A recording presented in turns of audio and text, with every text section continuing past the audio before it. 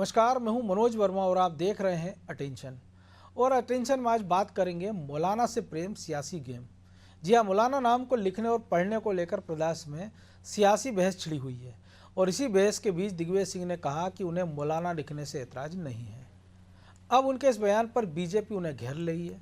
BJP के प्रदेश अध्यक्ष we D Sharma ने कहा कि दिग्विजय सिंह तुष्टीकरण की राजनीति करते हैं, उन्हें हिंदुत्व से परेशानी है लेकिन मौलाना से नहीं।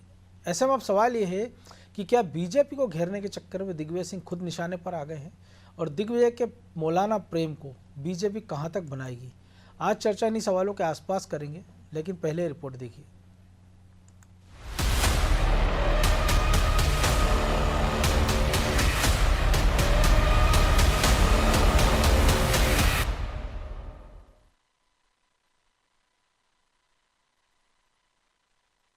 ना पंडित लिखने में ऐतराज है, ना मौलाना लिखने के ऐतराज। सुना, आतंकवादी लादेन को ओसामा जी कहने वाले दिग्विजय सिंह को मौलाना लिखने से भी कोई ऐतराज नहीं। अब उनके इस बयान ने प्रदेश की सियासत को गरमा दिया है। दरअसल कुछ दिन पहले मुख्यमंत्री डॉक्टर मोहन यादव ने उज्जैन के मौलाना गांव का जिक्र कर कहा था कि ये नाम लिखने में अटकता है, जिसको अब दिग्विजय सिंह ने सियासी रंग देते हुए कहा कि उन्हें न पंडित लिखने में ऐतराज है, न मौलाना लिखने में, न संत महात्मा, न फादर लिखने में। दिग्विजय ने आरोप लगाया कि इस मानसिकता ने समाज और देश का सत्यानाश किया है। ना पंडित लिखने में ऐतराज है, ना मौलाना लिखने के ऐतराज है, ना संत महात्मा लिखने के ऐतराज और सरदार लिखने में ऐतराज है और फादर लिखने में कोई हमारे आर्क बिशप लिखने में ऐतराज नहीं है। ये मानसिकता जो है इसी ने सत्यानाश समाज का किया है और यही सत्यानाश पूरे देश का कर रहा है, ये मानसिकता।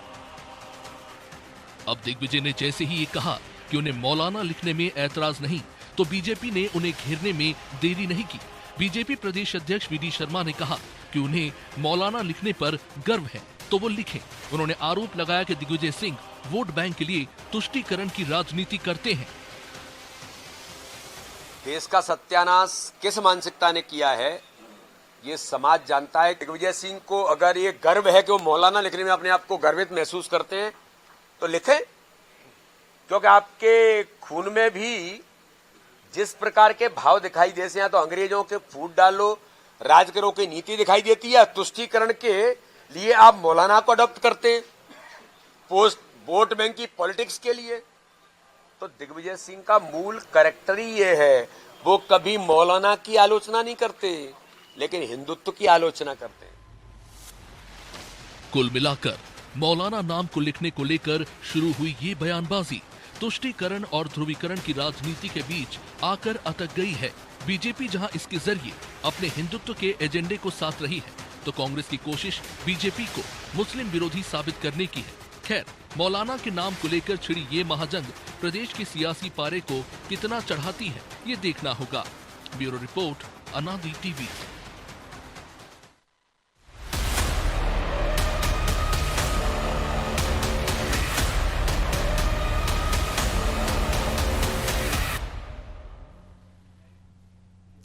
तो इसी पर चर्चा करने के लिए हमारे साथ जुड़ गए हैं वरिष्ठ पत्रकार सुरेश शर्मा और हमारे सहयोगी प्रभु पटेरिया और ब्रिजेश चौक से। तो बहुत स्वागत है शर्मा जी आपका अनादि टीवी में। और क्या मौलाना शब्द वाकई ऐसा है कि जो लिखने बोलने में अटकता खटकता है और जिसके बोलने के बाद दिग्विजय सिंह के बयान के बाद अब तुष्टीकरण को आरोप भी जल रहे हैं वी डी शर्मा, और ये भी कह रहे हैं तो उनके खून में भी है तुष्टीकरण। ये शब्दों का अपना टेस्ट होता है। अब जिसको जो चीज टेस्ट में अच्छी लगती है उसका पालन करता है, जिसको नहीं लगती वो नहीं करता। और राजनीति का टेस्ट तो अपने आप में अलग है कि भाई जो वोट देगा वो हमारा टेस्ट, जो हमें वोट नहीं देगा उसके टेस्ट से हमें क्या लेना देना। तो यदि कांग्रेस को मौलाना लोग वोट देते हैं या मुस्लिम समुदाय वोट देता है तो कांग्रेस को मौलाना की चटनी सबसे अच्छी लगेगी, इसलिए उसमें कहीं विचार करने का विषय नहीं। और देश का मुसलमान, भारत का आज का मुसलमान जो 75 वर्ष बाद एक देश लेने के 75 वर्ष बाद भी यदि ये कहे कि हम भाजपा को वोट नहीं दे रहे, इसका मतलब साफ है कि भाजपा को इस चटनी चाटने की क्या जरूरत है। और यदि कोई राजनीतिक पार्टी मूर्ख ही होगी जो इस तरह की बातें न करे, उसको बिल्कुल खुल के कहना चाहिए कि जब आप हमें वोट नहीं देते हो तो राजनीति में आप हमारे हिस्सेदार पार्टनर हो ही नहीं। हाँ, हम सरकार में हैं तो सरकार में आपको देश के नागरिक की तरह जितनी सुविधा देना चाहिए, जो कानून बनेंगे वो सब पर लागू होंगे। और मुझे नहीं लगता कि शिवराज की सरकार इतने वर्षों रह गई, अब डॉक्टर मोहन यादव जी की सरकार है, हम नरेंद्र मोदी जी की दिल्ली में तीसरी बार सरकार आ गई, तो कोई जातिगत या सामाजिक भेदभाव या धार्मिक दृष्टि से भेदभाव हुआ हो। जहां तक राजनीति का प्रश्न है, तो आप ये देखिए मनोज जी, बहुत खुल के बात कह रहा हूं जी। ये देश की राजनीति ही मुस्लिम डोमिनेटेड रही है। सब लोगों, सब राजनीतिक पार्टियों की इच्छा रही है कि हम मुसलमानों के वोट अपनी तरफ कवाड़े और सत्ता प्राप्त करें। तो जब आप मुसलमानों की राजनीति करते रहे हो और सत्ता परस करते रहे हो, तो फिर आप भाजपा को दोषी कैसे ठहरा सकते हो? वो हिंदुओं की राजनीति कर रही तो गलत कर रही है। मुसलमान वोट देना नहीं चाहते, हिंदुओं की राजनीति ना करे तो क्या घर बैठ जाएगा आदमी, राजनीतिक दल क्या? तो इसलिए ये तो समुदायों को सोचना पड़ेगा। जिस प्रकार हिंदू समुदाय जो है वो कांग्रेस को वोट दे रहा है, अन्य पार्टियों को वोट दे रहा है, इसी प्रकार से उदारवादी मुस्लिम जो है उनको विचार करना चाहिए। यदि वो सामाजिक संतुलन बनाना चाहते हैं तो ये उदारवादीपन उनको दिखाना पड़ेगा, भाजपा से अपेक्षा नहीं रखना चाहिए। क्योंकि भाजपा को जब खुल के कह रहे हो वोट नहीं दे रहे हम, तो फिर आप क्या अपेक्षा रखते हो? तो अपनी पॉलिटिक्स करेंगे, जो उनके मतदाता हैं उनका ध्यान रखेंगे। हर कोई रखता है, मैं आपका प्रिय हूं तो आप मुझे एक चैनल पर एक दिन ज्यादा भी बुला लेते होंगे, तो ये स्वाभाविक एक बात रहती है। इसलिए इसका आशय ये बिल्कुल नहीं निकालना चाहिए। और जहां तक दिग्विजय सिंह जी का प्रश्न है, दिग्विजय सिंह जी ने अपना राजनीतिक कैरियर बर्बाद ही इसी पॉलिटिक्स के कारण किया है। मुझे नहीं मालूम कितना समझदार व्यक्ति, जिस आदमी को मैं 2003 में से जानता हूं या उससे पहले से जानता हूं, 10 साल और समझ लीजिए, 2090 से जानता हूं जी, वो आदमी राजनीतिक आत्महत्या करने के लिए एक नारा चुन रखा है और उससे बाहर नहीं निकलना चाहता। अपने घर का चुनाव हार गए, भोपाल का चुनाव हार गए, उसके बाद समझना चाहिए। जब सिंधिया जी कांग्रेस छोड़ करके भाजपा में जा सकते हैं और बदलाव कर सकते हैं, अपनी मानसिकता में, राजनीतिक मानसिकता में बदलाव कर सकते हैं, तो दिग्विजय सिंह क्यों नहीं करना चाहते? नहीं तो उनको पता है ना, तो ये सब बावजूद इसके भी वो मेंबर ऑफ पार्लियामेंट तो है ही ना, भले राज्यसभा से ही सही। नहीं, वो ठीक है, ये बिल्कुल सही है भाई। आपका उद्देश्य केवल राज्यसभा का सदस्य बनना ही है, लोकसभा तो आप बन नहीं सकते। आपका उद्देश्य जीवन का ये है, तो फिर क्या कर सकता है कोई आदमी आपका? फिर आप कुछ भी रायता फैलाइए। लेकिन मैं आपको बहुत स्पष्ट शब्दों में बोल रहा हूं जी, कि देश में जो बीज बोया था वो बीज जो है विषैला हो गया है। और वो विषैला होने का अभिप्राय सीधे सीधे ये है कि जो हिंसक प्रवृत्ति के लोग हैं, जिनमें हिंसा की और इनकी ही मानसिकता रहती है, उनको लेकर के दिग्विजय सिंह यदि चलना चाहते हैं तो उनकी मर्जी है, उनको कौन रोक सकता है? तो प्रभु जी, लेकिन एक और चीज़ हम देखते हैं कि मोदी मेरा भाईजान, ये कैंपेन भी बीजेपी चलाती है। अभी अजमेर की जिस दरगाह को लेके विवाद है, प्रधानमंत्री मोदी की ओर से चादर भेज दी जाती है, और दूसरी तरफ ये नाम बदलने की मुहिम। देखिए मनोज जी, राजनेता है, सिर्फ नौटंकी राजनीति, वोट बैंक लुभाने के सिवा वो कोई काम नहीं करते हैं। बाकी सरकार में जो होते हैं, सुरेश शर्मा जी ने जो कहा, सरकार में होते हैं तो सरकार की जो नियम धर्म है उसका पालन करते हुए सबके लिए वो योजनाओं को, नीतियों को लागू करते हैं, क्योंकि उसमें वो भेदभाव नहीं कर सकते। वो चाहे तो भी नहीं कर सकते, क्योंकि देश का संविधान उसकी इजाज़त नहीं देता, वो सत्ता में नहीं रहेंगे, तो उनकी मजबूरी होती है सबका साथ, सबका विकास का। लेकिन जब भी वोट बैंक की बात आएगी, जब भी लुभाने की बात आएगी, तो इस तरीके के हथकंडे वो अपनाते हैं। आप याद कीजिए, नरेंद्र मोदी का आपने जिक्र किया, जब वो 2014 में उन्होंने जो है चुनाव के पहले उन्हें टोपी और हरे गमछा पहनने पे आपत्ति थी, और प्रधान के दौरान ठुकरा दिया था। और प्रधानमंत्री बनने के बाद वो जो है जब विदेश पे गए तो टोपी भी उनके सिर पे दिखी थी और गमछा भी उनके सिर पे दिखा। उनको जो है अजमेर शरीफ में जो हर बार चादर भेजने में उनको कोई एतराज़ नहीं है। चुनाव आता है तो मोदी भाईजान बन जाते हैं वो, तब उनको कोई एतराज़ नहीं होता है। लेकिन जैसे ही वो देखते हैं इसी बार की बात करें 2024 के चुनाव की, तो 3 चरण तक तो वो जो चलते रहे, सामाजिक सद्भाव की बात भाईजान का रूप रहा। और जैसे उनको लगा कि नहीं 3 चरण में रुझान उनके खिलाफ जा रहा है, तो अचानक उन्होंने फिर अपना पुराना उग्र हिंदुत्व का रूप अख्तियार कर लिया।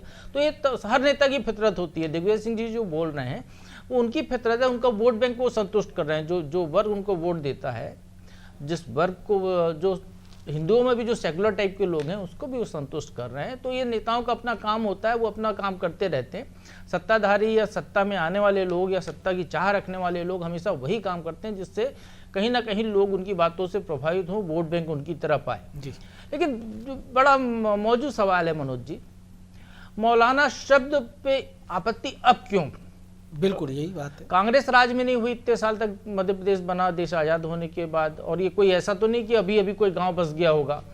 इस मौलाना शब्द जो है पटवा जी की सरकार में कोई दिक्कत नहीं हुई, इस मौलाना शब्द पे शिवराज सरकार में कोई दिक्कत नहीं हुई, अब क्यों दिक्कत हुई? तो निश्चित तौर पर ये जो है वोट बैंक को एक अलग तरीके से संतुष्ट करने की राजनीति चल रही है, उसके तहत ये किया जा रहा है। और आपने एक प्रयोग किया मौलाना का, उसके बाद फिर आप देखिए काला पीपल में कल इसी तरह से 1 दर्जन गाँव के करीब नाम बदल दिए गए। उन्होंने कहा हुसैन यहाँ रहता ही नहीं तो हुसैन क्यों होना, हुसैनपुर क्यों होना चाहिए? अब जब वो गांव का नाम हुसैन रखा हो गया, हुसैन ने बसाया होगा तब तो हुसैन होगा, आज नहीं है तो आज आपको लग रहा है तो बदल दिया आपने। मोहम्मद नहीं रहे तो मोहम्मदपुर क्यों होना चाहिए, तो मोहनपुर कर दिया उसका।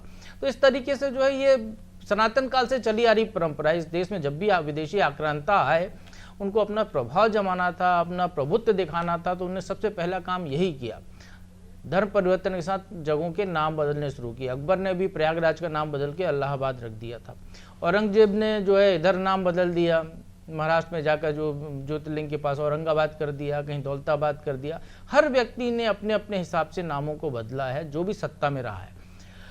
तो उसी तरीके से ये यहाँ पर प्रयोग हो रहा है। सत्ताधारी हैं, आपको अपने वोटर बैंक को संतुष्ट करना है तो आप उस तरीके से नाम बदलते हैं, इसमें कोई बुराई नहीं है। नाम बदलने में कोई, मुझे नहीं लगता कि कोई बुराई है। कुछ नाम ऐसे हैं जैसे खिलजी नाम है, तो खिलजी का इस देश के में क्या योगदान था? खिलजी नाम यदि है किसी गांव का, किसी जगह का, तो बदलने में क्या है? कोई ऐतराज नहीं है, क्योंकि वो तो आक्रा लुटेरा था। वो उसने यहाँ पर लोगों की धार्मिक भावना को कोई क्षति नहीं पहुंचाई। यहाँ से माल असबाब लूट कर चला गया, केवल लूटने के उद्देश्य से आया था, तो लुटेरे के नाम पे हम क्यों पहचान रखें अपनी? तो निश्चित तौर पर कुछ नामों पे ऐतराज हो सकता है जो बदले गए, इसमें कोई बुराई की बात नहीं है। हर देश में होता है, हर जगह ये प्रक्रिया अपनाई जाती है नाम बदलने की, तो उसमें कोई ऐतराज की बात नहीं है। दिग्विजय सिंह का अपना वोट बैंक है, तो इसलिए उन्होंने इस बात को कही, मैं फिर से इसको रिपीट करता हूँ, इनका अपना वोट बैंक है, इसलिए अपने वोट बैंक को संतुष्ट करने की कोशिश कर रहे हैं। तो समझ में नहीं आता है कि राजनेताओं को ये क्यों लगता है कि नाम बदल के ही केवल मौलाना गांव में कितने वोटर होंगे? मौलाना गांव पूरे मध्य प्रदेश को रिप्रेजेंट नहीं करता है। चुनाव में 4 साल हैं, अकेले मौलाना का नाम बदल के आप यदि चाहें कि पूरे मध्य प्रदेश के हिंदुत्व आपकी तरफ हो गया, तो मुझे नहीं लगता कि ऐसा भी होने वाला है। लेकिन चूंकि वोट बैंक की पॉलिटिक्स है तो चलता है, चलने दिया जाए। तो ब्रजेश जी, पॉलिटिक्स तो है, लेकिन कई बार होता है कि प्रयोग हो जाता है कि देख लें एक बार कि इस पर रिएक्शन कैसा आता है, ताकि उस लाइन पे आगे बढ़े या उससे पीछे हट जाएं। क्योंकि अतीत में भी हमने देखा, ऐसा ही नहीं कि कांग्रेस की सरकारों में नाम नहीं बदले गए हैं, या इसके पहले शिवराज सरकारों में नाम नहीं बदले गए। पड़ोस में हम नर्मदापुरम होशंगाबाद का नाम बदला है। इसी भोपाल में एक बार जब बवाल हुआ था, जब सदर मंजिल से लोगों से मछली हटा के राजा भोजपाल को लगाया गया था। मनोज जी, प्रयोग नहीं, प्रयोग तो हो चुका है निश्चित तौर पर। जो शर्मा जी ने कहा, जो प्रभु जी कह रहे हैं, ये वोट का संतुष्टिकरण है। प्रयोग तो पहले ही करके देख चुके हैं। आपने नाम रखे, क्यों रखें? आप जो अपना प्रभुत्व दिखाते हो वो अपना नाम रख लेते हैं। भाई आप देखिए, आप कांग्रेस पर आरोप लगते रहे हैं ना कि तमाम चीज़ों के, तमाम हवाई अड्डों के, अन्य जगहों के नाम उन्होंने अपने परिवार पर रखे। तो वो ये दिखाना चाह रहा है ना कि जो कुछ हमने किया है नेहरू गांधी परिवार पे, कि वो दिखाना चाह रहे हैं ना, देखिए ये सब कुछ हमने किया है। इसी तरह से जब आक्रांताओं ने किया तो उन्होंने भी दिखाया कि देखिए हम, अब अगली पीढ़ियों को नहीं पता ना, जो आगे आ गई, वर्षों पहले, सदियों पहले बदल दिए गए नाम, तो सोच रहे हैं हाँ ओबेदुल्लागंज किसने बसाया, तो बाकी के शहर किसने बचाए हैं, यदि इलाहाबाद की बात करें तो किसने बसाया। तो ये इतिहास में एक तरह से दर्ज कर दिया ना उनने, तो उसी को बदलने की कोशिश की जा रही है। यदि बदल रहे हैं तो इस पर सियासत नहीं हो रही, इस पर अपने अपने वोट देखे जा रहे हैं। यदि मौलाना का नाम बदला जा रहा है तो बीजेपी को लग रहा है कि जो अकबरपुरा है, यदि इस्लाम नगर है, ये नाम बदले जा रहे हैं तो अपने वोट बैंक को संतुष्ट करने की कोशिश की जा रही ना, कि उन्होंने प्रयोग नहीं किया। मनोज जी, प्रयोग तो वो बहुत पहले कर चुके हैं। जो प्रयोग तब होता है ना, जो प्रयोग किया था उन्होंने कि मोदी हमारे भाईजान, ये प्रयोग था मनोज जी, उसका असर नहीं दिखा तो बदल दिया। लेकिन ये तो तय है ना, ये तो पहले से प्रयोग हो चुका है। ये तो अब बाकायदा आप अपने वोट बैंक को संतुष्ट कर रहे हो, इसलिए वो नाम बदलते चले जा रहे हैं। कांग्रेस को लगता है कि ये लगातार ऐसा कर रहे हैं तो उनका वोट बैंक को यदि वो पक्ष नहीं लेंगे, तो अभी हमने देखा कांग्रेस विधायक ने उठाई ना बैठक में कि यदि आप हमारा पक्ष नहीं लेते हो, हमारे कांग्रेस के नेता भी वो ये कह रहे हैं कि बस हिंदुत्व की राजनीति करने लगते हैं, तो वो अपने वोट बैंक को साथ नहीं कर। उनमें कुछ नेता हैं जो चाहते हैं कि उनका वोट बैंक बरकरार रखे, तो आप देखिए लगातार उस तरह के मुद्दे उठा रहे हैं। और जो वोट बैंक उनका खिसक गया था उसका फायदा भी दिखा उनने, कि वापस उनकी तरफ आता दिख रहा है, चाहे उत्तर प्रदेश में देख लें, चाहे महाराष्ट्र में देख लें।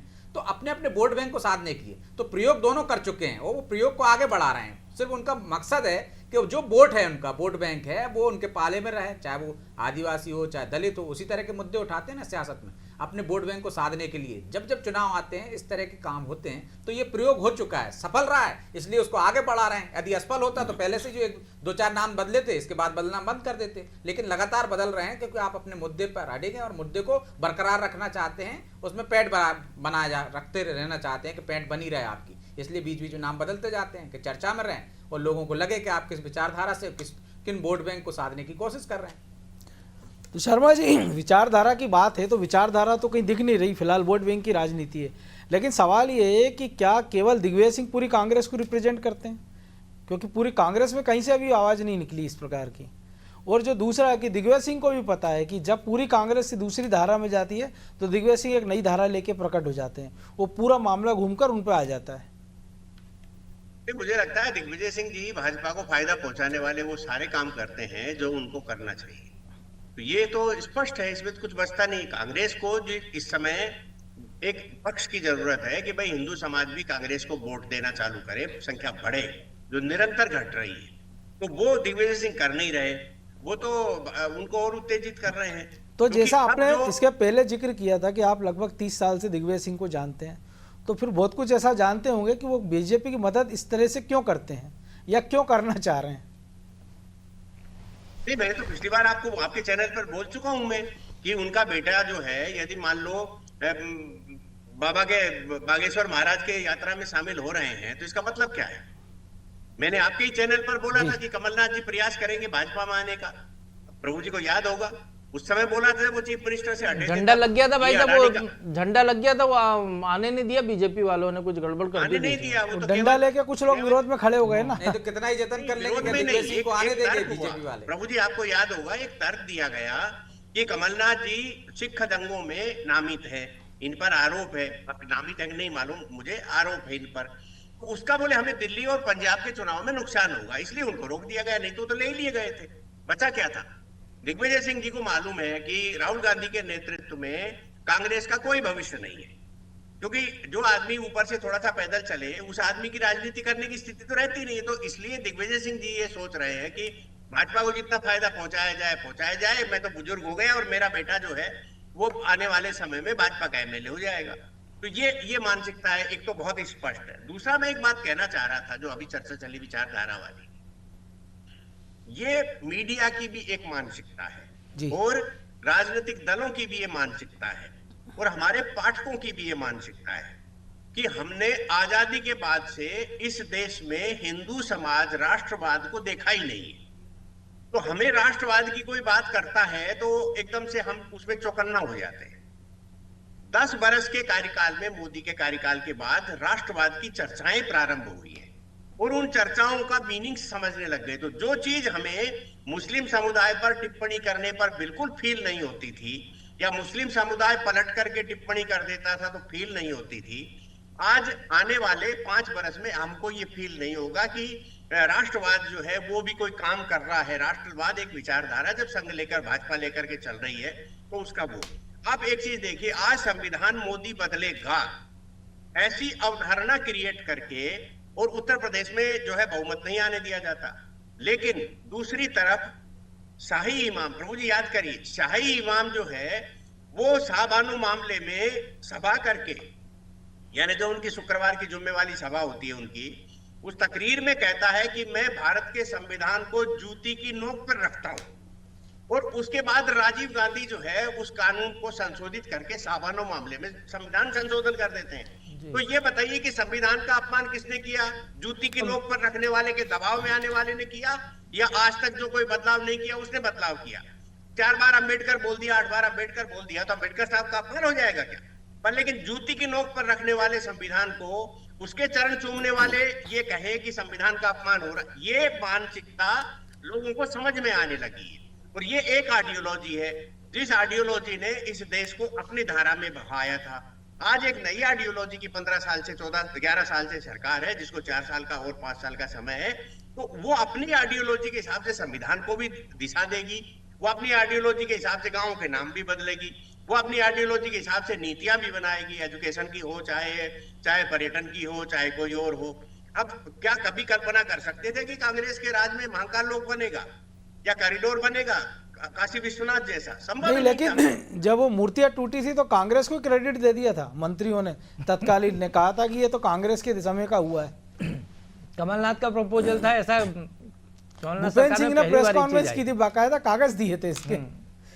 ठीक ठीक है। अब कुछ भूपेंद्र सिंह जी तो आजकल थोड़ा सा बहके हुए हैं। नहीं, नहीं, मंत्री थे आजकल भाई नहीं, वो तो साहब। तब की बात है ना। मंत्री थे उस सरकार में। नहीं, वो मैं कह रहा हूँ उनका क्या है, कब कब बहक जाते हैं, कब सही हो जाते हैं। अब वो जो है अपना राजनीतिक वजूद बचाने के लिए गोविंद सिंह के पीछे पड़े हुए हैं। तो कहीं ये राजनीति होती है कि इस तरह पीछे पड़ने वाली? कांग्रेस में किसी को ऐसे पड़े देखा क्या? अच्छा आप ये तो बताइए, एक दिशा- अच्छा आप ये बताइए शर्मा जी, रोज रोज एक एक गांव के नाम बदलने से अच्छा एक ऑर्डिनेंस जारी कर दें कि जितने भी ये लिस्ट दें कि ये नाम हुसैन, मोहम्मद, अमका ढमका, जितने भी नाम बदल एक आयोग बना बार में दिया सारे जाए नाम ना, बदल दिए जाएं कि एक नाम तो ये रट्टे परिवर्तन, खत्म हो जाए रोज जैसे रोज का। परिसीमन आयोग बनाया गया और उसके एकमात्र सदस्य को हटा दिया गया, उनको चुनाव आयुक्त बना दिया है। तो ऐसे ही एक परिसीमन आयोग बना दिया, आयोग बना दिया या नाम परिवर्तन प्रभु जी, का। क्या आपकी और मेरी बात एक बात से सहमति थी कि ये राजनीतिक लाभ के लिए सब किए जा रहे हैं। जब पहले बनाए गए थे तब भी राजनीतिक लाभ के लिए थे, उसे जीवित रखा गया तब भी राजनीतिक लाभ के लिए थे, और आज हटाए जा रहे हैं तब भी राजनीतिक लाभ के लिए है। ये राजनीतिक लाभ एक बार क्यों ले? अपन उस जख्म पर रोज मीठा चाटने के लिए देंगे ना, क्या दिक्कत है भाई? भाजपा वालों को हुसैन नाम हटाना है, मौलाना नाम हटाना है, ये सबको मालूम है हटाएंगे ये। तो ये चार चार करके हटाएंगे तो सबको याद आता जाएगा, हाँ भाई साहब, हाँ भाई।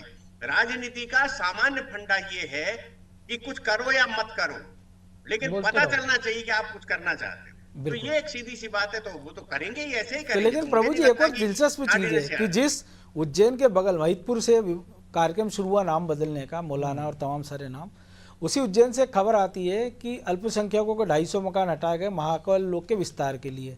एक मस्जिद को ढा दिया जाता तो आम जो मुस्लिम है उसकी सहमति होती है। अभी ये जो विवाद है इसमें किसी मुस्लिम पक्ष की ओर से कोई बयान नहीं आया, यानी जो आप दोनों तीनों ने कहा है कि जो सियासत है वो आम आदमी भी समझ रहा है, इसलिए उस पचड़े से दूर है कि आपको जो करना करते रहो, हमें अपना काम करने दो। बिल्कुल मनोज जी, मैं आऊंगा शर्मा जी, जी बोलिए। एक लाइन की जी। इसी प्रश्न पर प्रभु जी अनुमति है आपकी? बिल्कुल जी। बिल्कुल। मैं ये कहना, मेरा एक सुझाव है इस प्रश्न के ऊपर कि ये समय अब बदलाव का है। इसलिए जो राजा महाराजा या नवाबों के समय पर धार्मिक स्थलों के पास बहुलता में मुस्लिम समुदाय को बसा दिया गया था, उसका कारण जो था वो सबको मालूम है कि उसको कैसे कैप्चर करना था। अब स्वेच्छा से ये तय हो जाए कि भाई आप धार्मिक स्थलों के दूर जो है अपना रहना चालू कर दो, तो आपको कोई घंटी की आवाज सुनाई नहीं देगी, आप अपना काम करो। महाकाल मंदिर के पास मुस्लिम समुदाय की ज्यादा बस्ती क्यों होना चाहिए? यदि काशी विश्वनाथ का मंदिर है उसके पास मुस्लिम समुदाय की ज्यादा बस्ती क्यों होना चाहिए? भाई अपने उसमें रहो ना। को यदि आज बुरा लगता तो है कि ये भाई अगर भीड़ रहते तो ये लगेगी, विवाद नहीं होता ना। प्रभु जी समय कमी, इसलिए थोड़ा मैं जल्दी संक्षेप आपका में जी। आपकी बात कई वो कहता हूँ, जो है बस्ती वो लोग हैं जो कन्वर्ट हो गए थे, कर दिए गए थे जबरिया, उनके परिवार वहां पर बसे हैं, और उस घंटी की आवाज से किसी मुस्लिम समाज ने आज तक कोई दिक्कत नहीं जाहिर की है। वो क्योंकि मथुरा में जो बने, मथुरा वृंदावन के बने ठाकुर जी के वस्त्र आपके हमारे घर में चलते हैं, उन्हीं मुस्लिम समुदाय की बनाई चूड़ियां हिंदू समाज की महिलाएं पहनती हैं। जी आपके कहे अनुसार यदि ऐसा होता तो संबल के मंदिर 50-60 वर्ष से बंद नहीं पड़े होते। मुस्लिम समुदाय का कोई भाई जो है किसी पंडित को बुला करके पूजा करवा रहा होता। हाँ, इस बात को मानिए, तभी तो वो मंदिर जो है वो खंडर बन गए। यदि मान लो ये मानसिक, जी बस एक लाइन में खत्म हो रहा है, उनके पास समय नहीं है। संबल के मंदिर इसलिए बचे रहे कि वो मुस्लिम समाज ने उनको क्षति नहीं पहुंचाई। यदि कहीं और होते तो शायद वो जो है मिस्र की मूर्तियों की तरह, बुद्ध की मूर्तियों की तरह खत्म हो चुके होते, उस पर घर तन गया होता। बिल्कुल, तर्क कई सारे हैं और पक्ष में विपक्ष में, लेकिन समय इतना ही था। बहुत धन्यवाद शर्मा जी। तो सियासी गेम तो चलता रहेगा, चाहे मौलाना नाम रखो चाहे राम राम रखो, लेकिन सबसे बड़ा सवाल यही है कि ये नाम बदलने की राजनीति की सियासत शुरू क्यों की गई है? क्या उसके पीछे कोई एजेंडा है या सहज भाव में आम जनता की तरफ से कोई डिमांड हुई और ये नाम बदल दिए गए? और अगर ऐसा है तो बार बार टुकड़ों में काम करने से अच्छा एक आयोग बना दिया जाए जो तय कर ले कि करना क्या है। और केवल नाम बदलने से तो ऐसा हो नहीं सकता है कि आप किसी गांव शहर का नाम बदल देते तो उसका विकास हो जाएगा। उसके लिए तो जो मूलभूत सुविधाएं हैं जो आम लोगों के लिए आपको करना, वो तो करना ही पड़ेगा। अटेंशन में आज इतना ही, मुझे दीजिए इजाज़त और आप देखते रहिए अनादि टीवी। नमस्कार।